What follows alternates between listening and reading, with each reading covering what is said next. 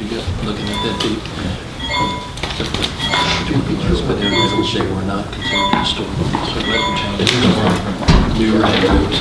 Time to get up. I'm going to go ahead and call this meeting to order. Before we get started, I think, as you all know, we lost a longtime employee of the city and our former county judge executive, Mike Abel, last week. His services will be this coming weekend, so I'd like to have a moment of silence for memory of Mike this evening.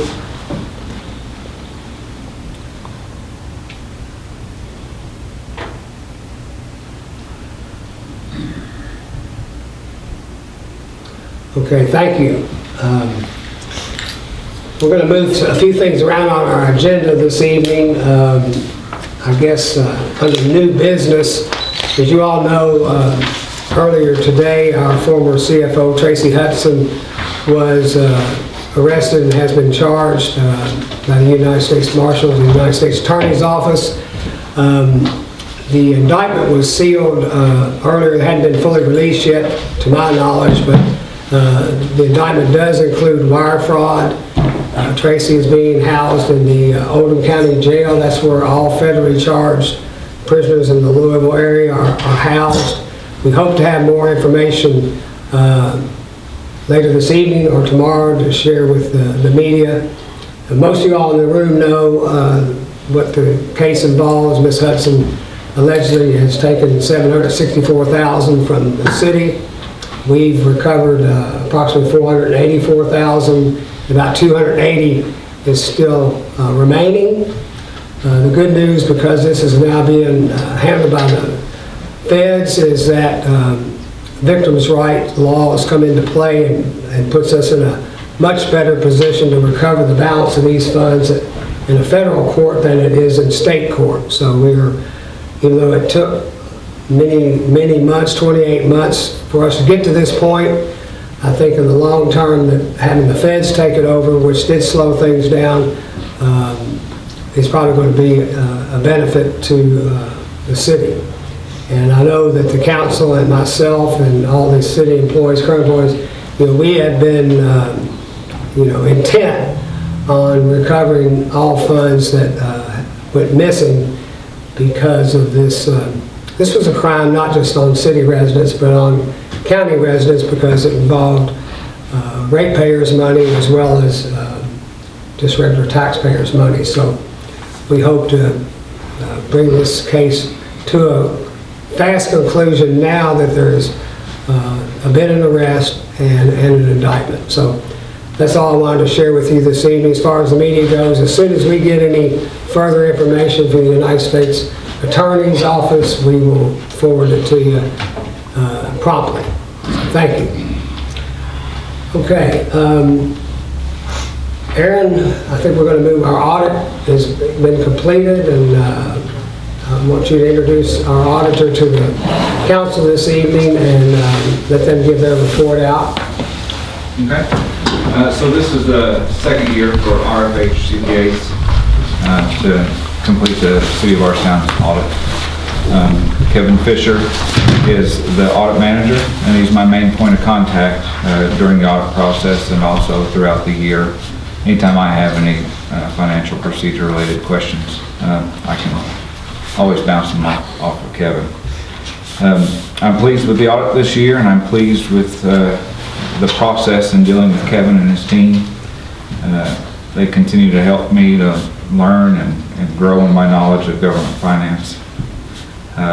In the audit that you have in front of you, a portion of that was completed by me. The management discussion and analysis is towards the front. There's about 10 pages there, but for the most part, the rest of that audit is completed by RFH and contains all their notes and comments on the audit and their procedures in doing the audit.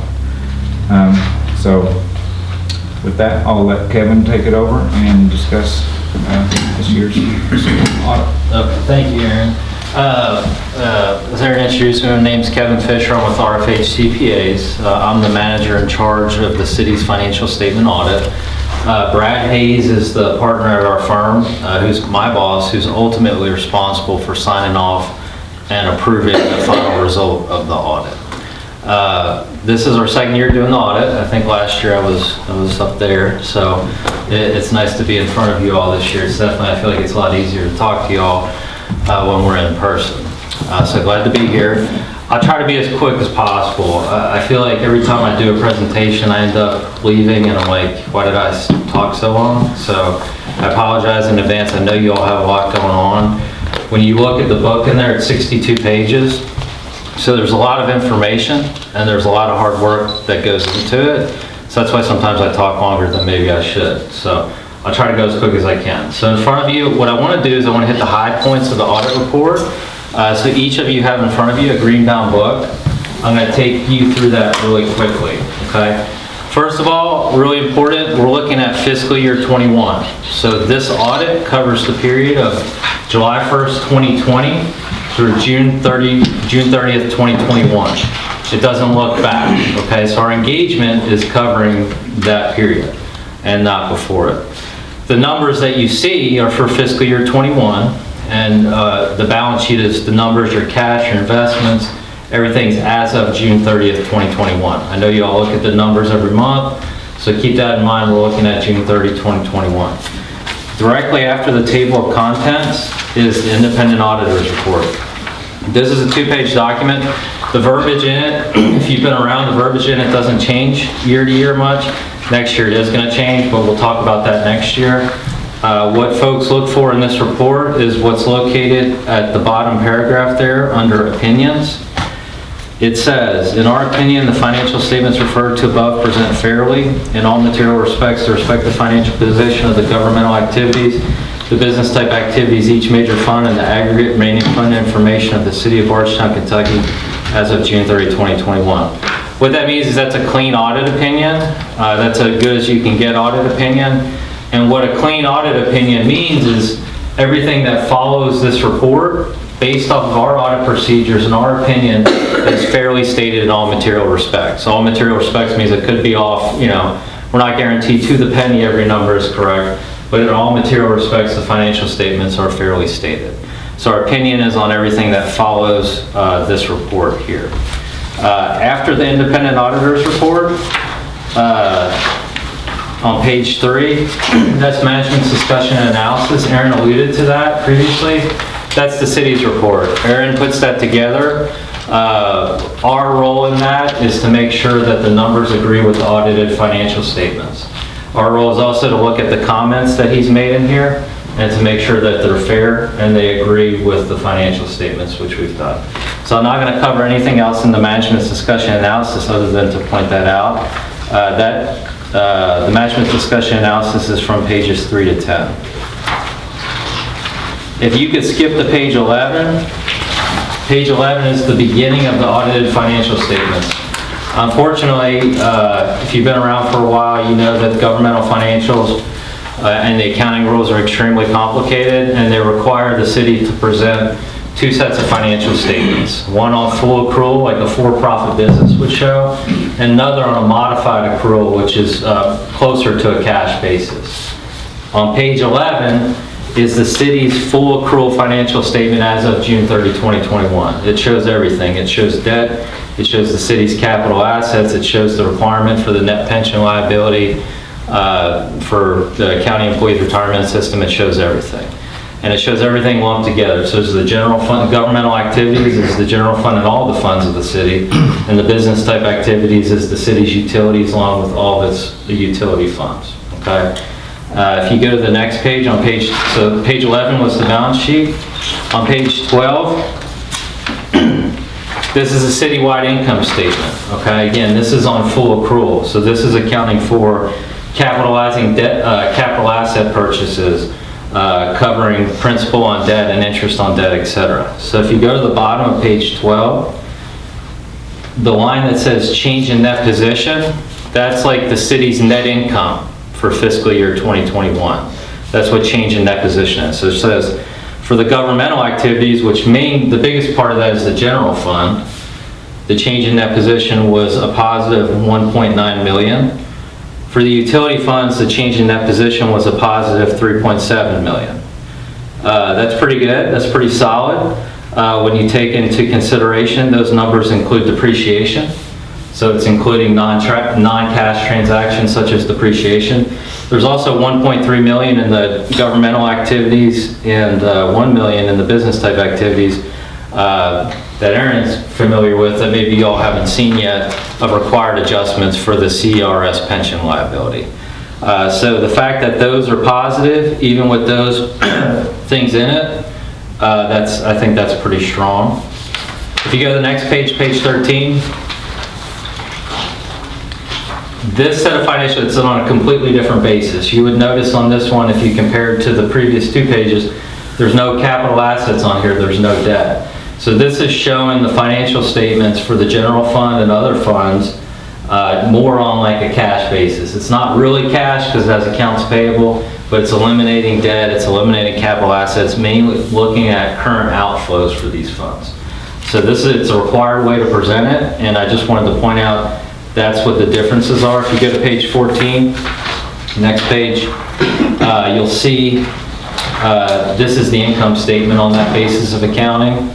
And you'll see the general fund had, if you just focus on the general fund, the biggest fund, the general fund had net income of $3 million. Net income being revenues over expenditures, which was better than the year before. The biggest thing this year that the general fund had compared to the previous year is y'all had CARES money that came in. You had a TAP grant that came in. There's other things as well, but those were 2 big numbers that factored into this year having such a positive increase or net income. On page 15, the next page, this is showing the utility. This is showing the utility operations, and it's basically separating it out and taking it away from the governmental or the general fund and showing it separately. This information previously, I think it was on page 11. It's included on that page, but if you just wanted to focus on the utilities, it presents it separately here. Okay, so that's on page 15 and on page 16. On page 17, again, I'm trying to go fast. Page 17 is the statement of cash flows on the utilities. That's a very important, for cities with utilities, that's a very important statement because it shows cash generated from operations and it shows cash needed for capital and financing. So are you generating enough cash to cover your debt and your capital needs? For you all this year, you actually had a negative in that category, but that's not the constant theme here. This year, you just so happen to invest, I believe, $6 million in sewer projects, $3 million in water projects, $1 million in electric, and when I say projects, capital projects, not regular expenditures. $1 million in electric, 1.5 in cable net. So the utility operating fund saw a drop in cash of $5 million, but that was because of those large projects. As I stated earlier, the net income for the utility fund overall had a net income. Okay. That's the last financial statement for the city. On page 18, there is 22 pages of footnotes. So from page 18 to 40, these are all required footnote disclosures. These are everything that's in these 22 pages is so that someone reading these financial statements can better understand the basis of accounting that was used to develop them and to give more information about the numbers. So the city's capital assets, what type of capital assets does the city have? How much is in vehicles? How much is in infrastructure, etc.? The city's debts. Who are they with? What are the interest rates? What's the payment? What's the debt service schedule? The net pension liability, CERS, County Employees Retirement System. There's a ton of information here to show you where those numbers come from. So I'm not going to go over them. I just want you to know there's a ton of information in there, and that's what it's for. And I gave Aaron my business cards. If anyone has questions for me, if you happen to read through this and don't understand something, we're happy to answer questions. So that takes us through page 40.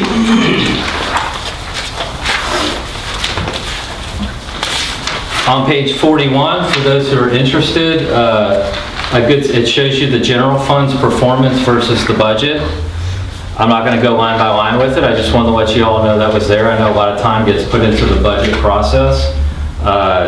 The general fund is a required schedule to show what the revenues were, what the expenditures were, and how that compares to what the city budgeted for.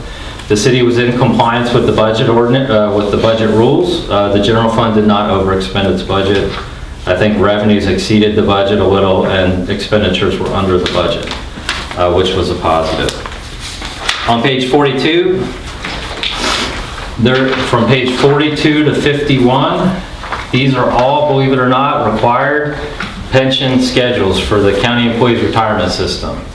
There's a ton of information in the footnotes about it. There's a ton of information on these tables. I'm pointing out that it's there. If you guys have any questions on it, please let me know. All of these figures are required to be here, and we work hard to make sure that the city's disclosures and schedules are all in compliance with the standards, so they're all in there. On page, so that takes us through page 52, or it takes us to page 52.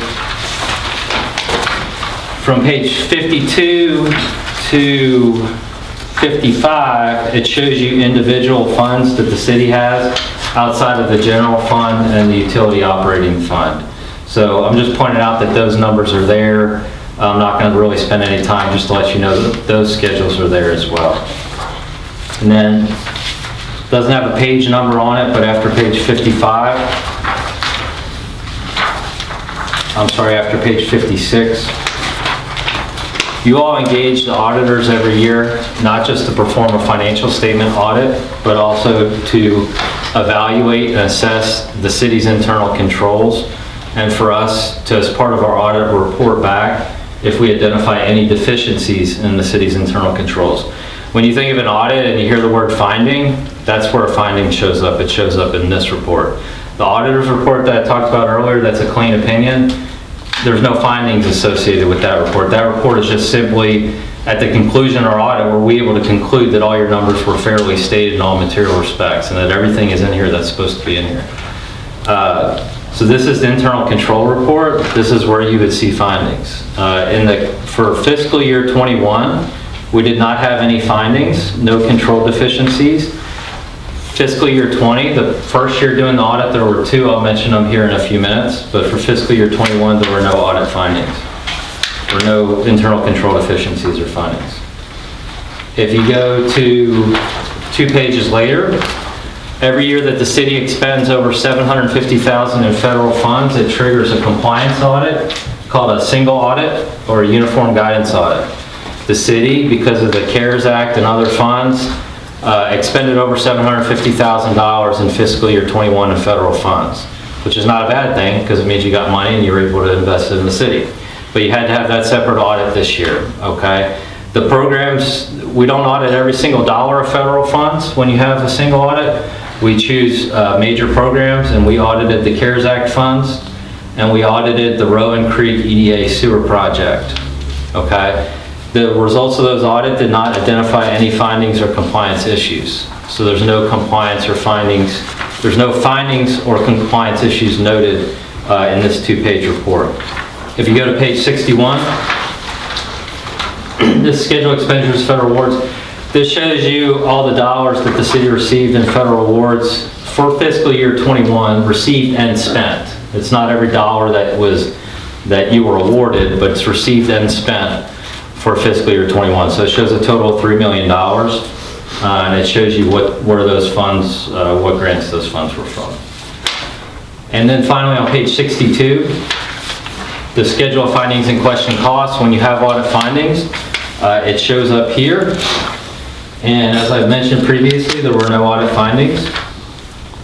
And a real positive was, if you go to the bottom of that page, it shows the prior audit findings. Both the prior audit findings were resolved.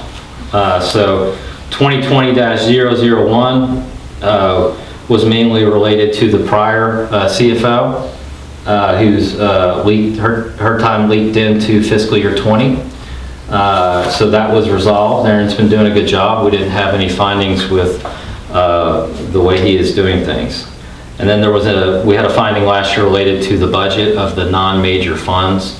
You'll have a lot of individual funds, and we had a finding related to that. That was corrected and resolved, so that was not repeated. Okay? So that takes me through that book. That's as quick as I can do it with hitting the high points.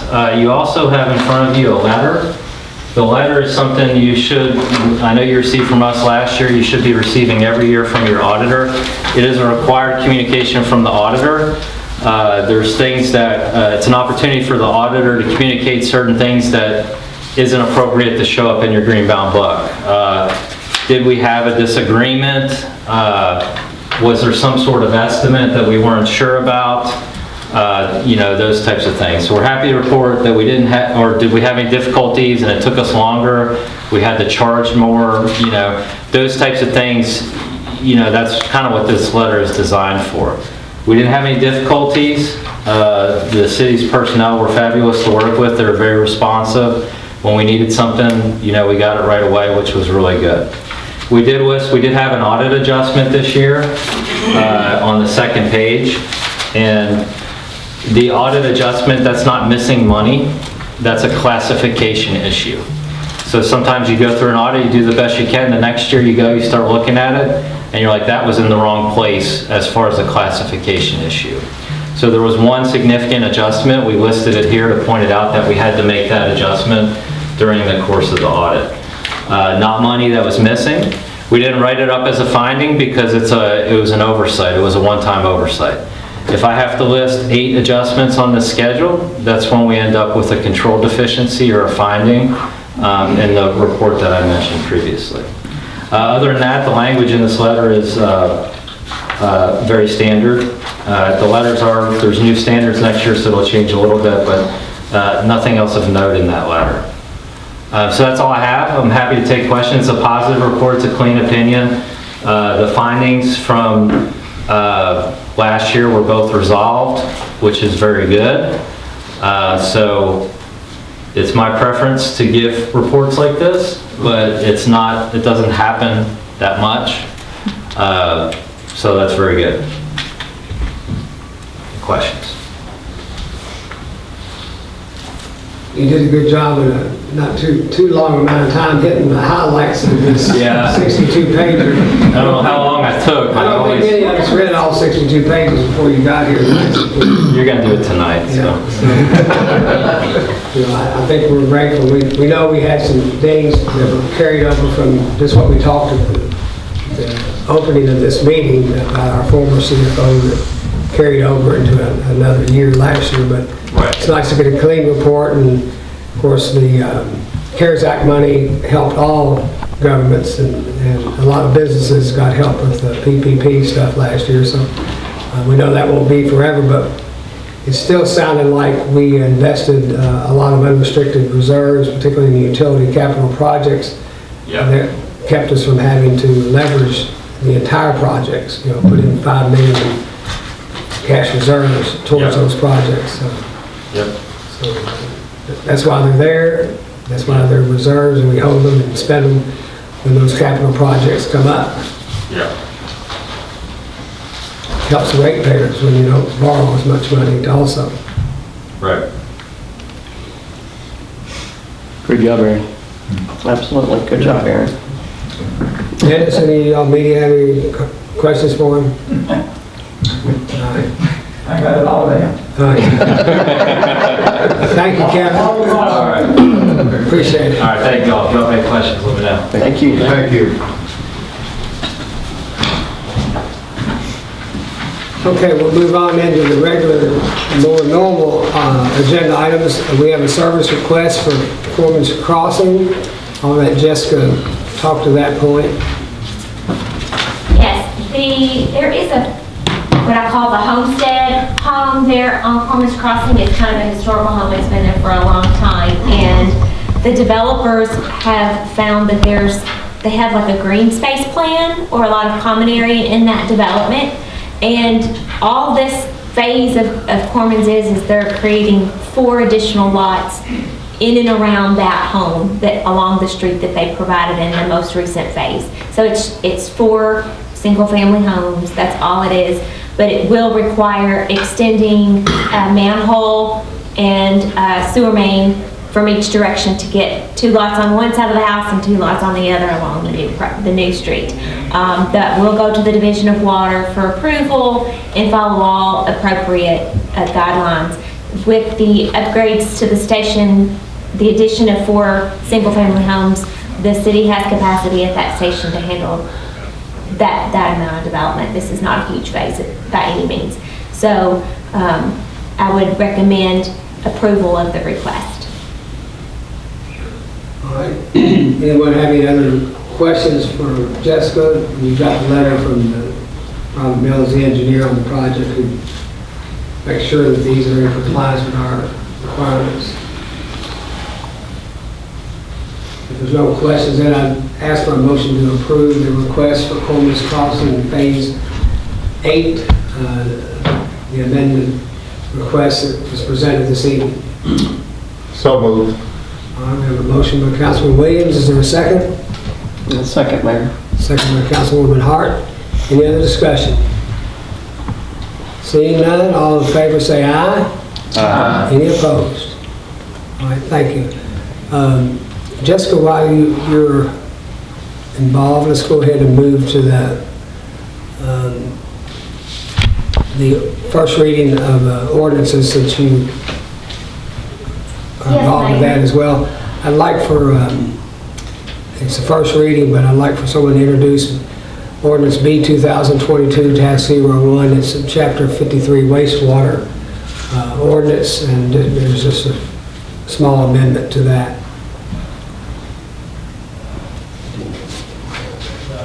Mayor, I'll be happy to do that. Introduce the summary of ordinance B 2022-01, the amending or adopting of amended chapter 53 wastewater for the city of Bardstown. And I'm assuming that we'll have to have our remote city attorney read that summary. If you all can hear me, I'll read it. We got you, loud and clear. All right. Okay. Summary of ordinance number B 2021-01. An ordinance amending and adopting as amended Chapter 53 wastewater of the City of Bardstown's Code of Ordinances.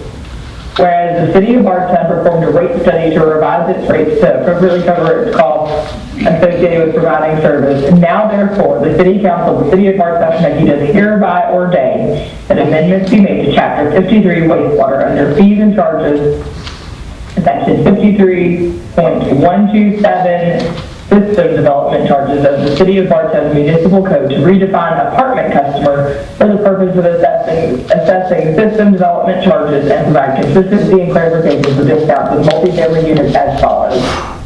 Apartment customer, a residential construction which contains more than one unit under insert under single ownership. The term apartment customer shall strike include condominium customers and townhouse customers, add not include condominiums, duplexes, multiplexes, and or townhomes that have each unit platted on its own individual lot and or under individual ownership.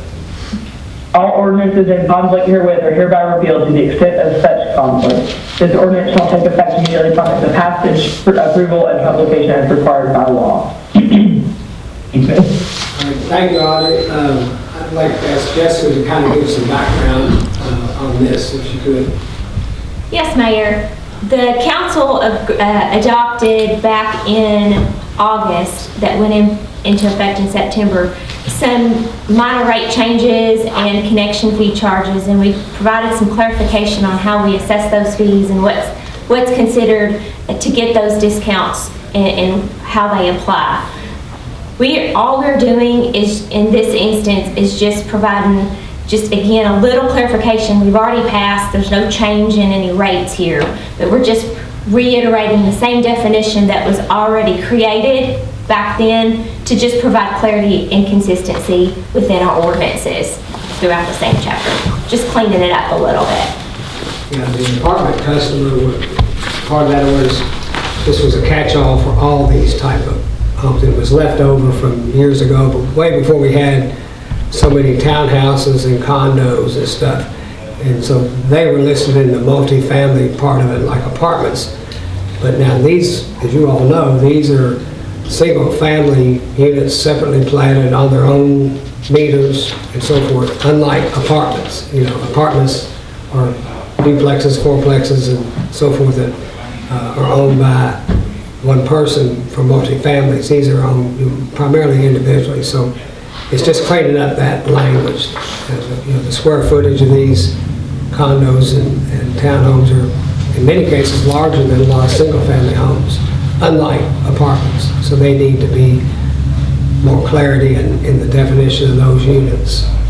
I think I said that right. You did a great job, and those types of developments, again, were just not as plentiful when this was created originally, and we are finding that when you had more apartment-type developments, they were having a single sewer discharge, points, one connection to the main, one major meter. Maybe they have individual meters, but they're in a bank with one tap, with a larger tap off of it. So the purpose of these system development fees and so forth, again, are to try to help us find a funding mechanism for all of the inflow and infiltration that we see when there's multiple tap connections that increase the likelihood of groundwater and stormwater to enter into our system, and the impact that, those leaks that we have on that many connections to the water system, you get additional water loss, and your density just is getting much higher too. So we're having to upgrade main sizes and things to accommodate the higher density, but yet we're not generating the revenue we need to help keep the system as it grows for that density and those types of developments that are, again, able to, a lot of them have garages and using, outdoor lawns. It's just a different type of use, and I think it's not consistent with what we're seeing today and the intent of how those discounts were originally created. So just again, we kind of already went over this back in the summer, but just trying to find some further cleanup within those ordinances in all places, so there's not confusion. Any other questions of Jessica this evening? Which is first reading, we won't take any action tonight.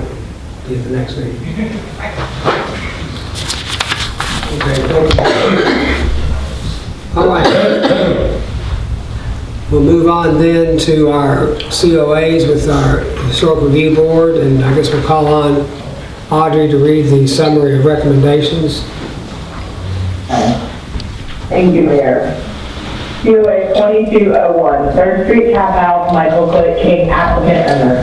Request to replace the fence at 112 North 3rd Street. Recommendation approval to install proposed fence with the following conditions. Conditions that the final color of the fence will be staff approved. COA 2202, Paulette Braden Corridy, applicant owner, request to install light post at 512 North 3rd Street. Recommendation approval to keep the light post. COA 2203, Tommy and Sheila Hurst, applicants, owners, request to repair, rebuild, and paint windows at 202 North 3rd Street. Recommendation, approval to paint, repair the windows, or rebuild them in kind.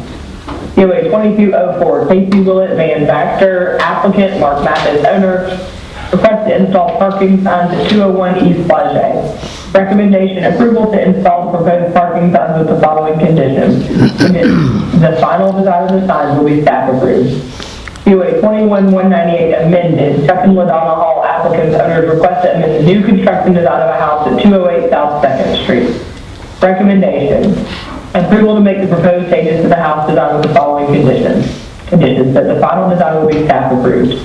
COA 21218 amended, Chuck and LaDonna Hall, applicants, owners, request to amend the new construction design of a carport at 208 South 2nd Street. Recommendation, approval of the amended design of the carport.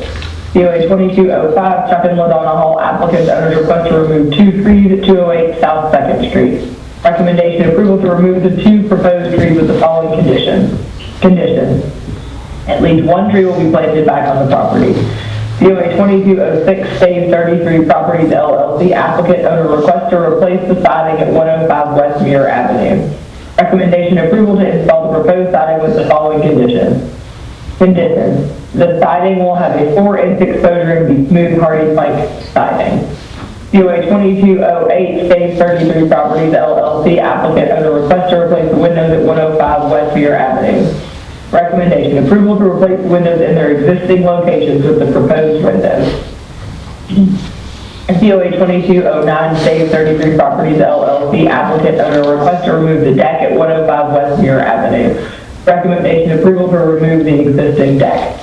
COA 2210, Save 33 Properties LLC, applicant owner request to remove a tree and add landscaping at 105 West Muir Avenue. Recommendation approval to add the proposed landscaping with the following conditions. Conditions: the tree must be planted back of an appropriate species that will be at least 2 inches in diameter. COA 2211, Save 33 Properties LLC, applicant owner request to replace light fixtures at 105 West Muir Avenue. Recommendation approval to replace the 2 light fixtures as proposed. COA 2212, Save 33 Properties LLC, applicant owner request to relocate and replace the front door at 105 West Muir Avenue. Recommendation approval to relocate and replace the door as proposed in the meeting. Okay, thank you, Audrey. I know Betty, Councilwoman Hart needs to recuse on COA 22-03. So why don't we take that one up first, and then we can have her come back and join us for the balance of it. I need to leave. I'm just abstaining, really. Do I need to leave? I'm just abstaining from voting. Okay. So I need a motion then to approve COA 22-03.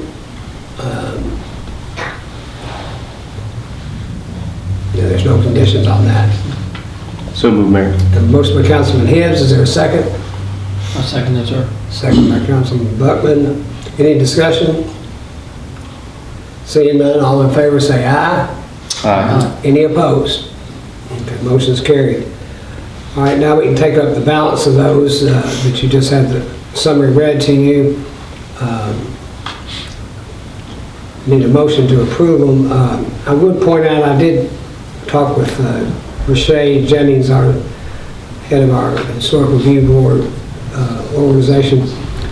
Down at COA 2206 and 08, under State 33 Properties, you would probably wonder, oh, they're letting them replace the siding and letting them replace the windows, and that's usually not something that happens in the historic district. Well, this house is a 1931, house was built in 1931. This happened to have been built in the last lot of the historic district on West Muir.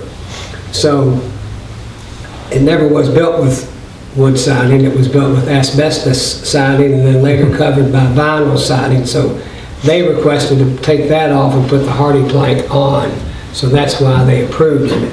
Typically you would wonder, you wouldn't think that, but hardy plank, asbestos siding and vinyl siding is not considered historic, so they're happy to let them replace that with hardy plank. The same with the windows. The windows were never historic wood windows. They were built with vinyl windows. They replaced them with, I guess, aluminum clad, which is permitted under the guidelines, under window guidelines in our regulations. So I just wanted to clarify that because people might wonder about that one. Replace them windows anymore. We certainly had enough discussion on windows here in the last year or so. Okay, with that clarification, I need a motion to approve the balance of these 8 COAs as presented with conditions. So moved. Motion by Councilman Buckman, is there a second? Second, Mayor. Second by Councilman Jones, is there any other discussion? All right, seeing none, all in favor, signify by saying aye. Aye. Any opposed? All right, we'll move on then. In the minutes of the January 11th meeting, if there's no additions or corrections, we can approve them by unanimous consent.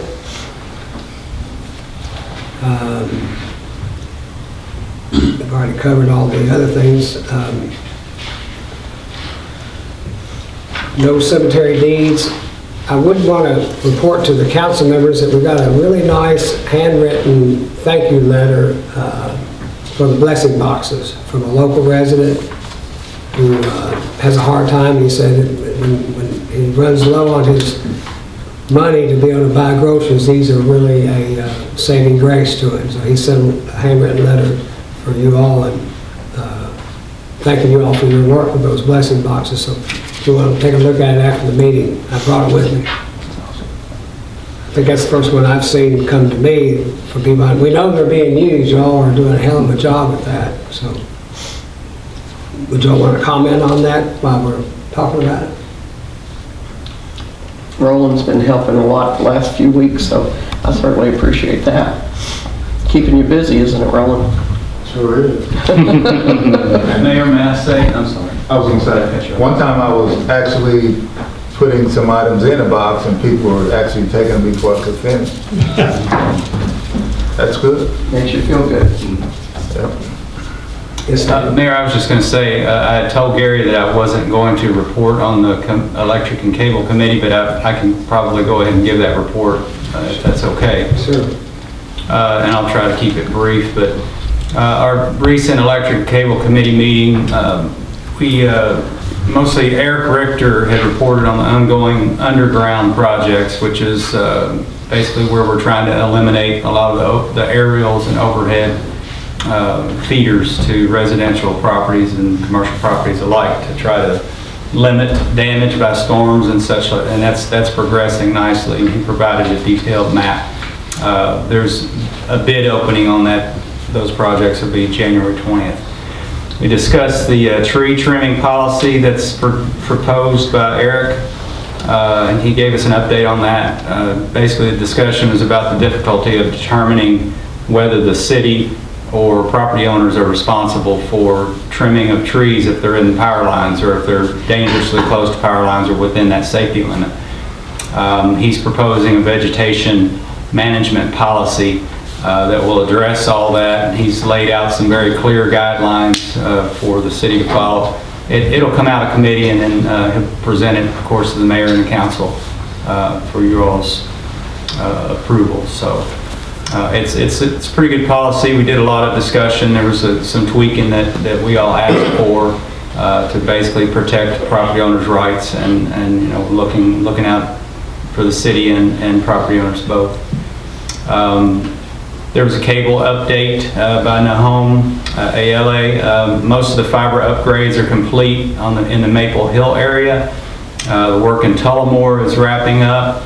However, Wellington is just underway, the work that's going to take place in Wellington. There's a lot of work going on right now by Nahome and his staff on cybersecurity. As you can imagine, that's a big issue right now, and there's constant changes, software upgrades, and system upgrades that are taking place at the city right now to manage that threat. So, thank you all.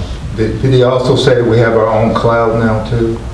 Do I remember that? There was some talk about part of the server changes and software changes utilizes a cloud that is like it's our own storage cloud rather than farming it out to someone else. So the server upgrades that have taken place recently and a lot of the money that the city has spent is because of that, just as Coach mentioned, to aid in that security.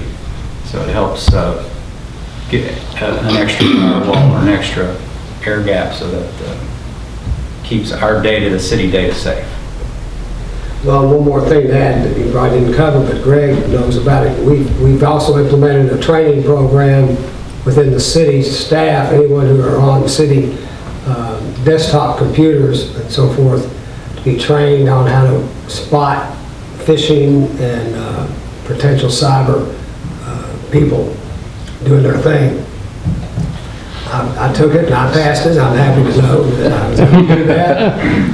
But I've been using a computer a long time, so. Well, I mean, I don't think we've hired yet. Mayor, and along with that, David just mentioned that we are looking into hiring, I call it a cybersecurity guy. I think the official name is going to be a system analyst that does nothing but monitor our network and our cybersecurity to make sure that we're not, you know, being hacked and losing information from our employees, about our employees or about our customers. We're in the process of doing that currently. Yeah, because it's happening, you know, not just in the business sector and the government sector. And there's cities being held hostage and ransomed, and having to be asked to pay it in Bitcoin, and I'm talking about major cities in the United States and other countries, so it's out there, it's real, so we can't just take the opinion that they won't bother, Bardstown, but, they don't care. No, but his staff are on it, so there's a very detailed update in that, and what they're working on right now currently as far as the cybersecurity stuff. Well, thank you, David. Anyone else, any of the council members have anything to bring before the council this evening? Okay. The only thing I wanted to say is, if you pay attention to national news and whether you watch it or look at it online or read it or whatever, you're seeing all these reports about how the Omicron virus is subsiding around the country and the numbers are going down. Well, that's not happening here in Kentucky. We're still one of the top 19 states in the country for a number of cases. So we have to still be on our toes on that. And Nelson County is in the top 20 of 120 counties, I think, between what I get from Governor Beshear, what I get from Jim Brooks, and what I get from online sources and news. I put a little report together. I think 748 cases were reported last week here in a 7-day period, which puts us in the top 20 in the whole state. So it's alive here, so everybody still don't let your guard down. And we're still hearing about several people that died here in Nelson County as a result of it, and most of those people are unvaccinated people. I hate to hear that. I hate to see anybody pass away, but if you could get vaccinated, that's the number one